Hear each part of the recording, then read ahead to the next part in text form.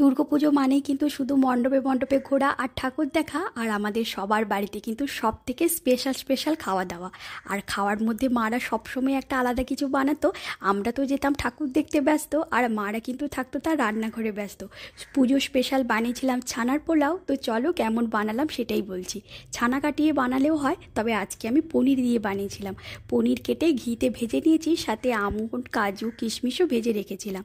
তো পোলাওর জন্য এখানে বাসমতি চাল নিয়েছি। বাসমতি চালটাকে ধুয়ে পরিষ্কার করে গোলমরিচ, আদা, গরম মশলা, নুন দিয়ে মাখিয়ে রেখেছিলাম। এবার কড়াইতে গোটা গরম মশলা, তেজপাতা, একটু নারকেল কোড়া দিয়ে কিন্তু ভেজেছি।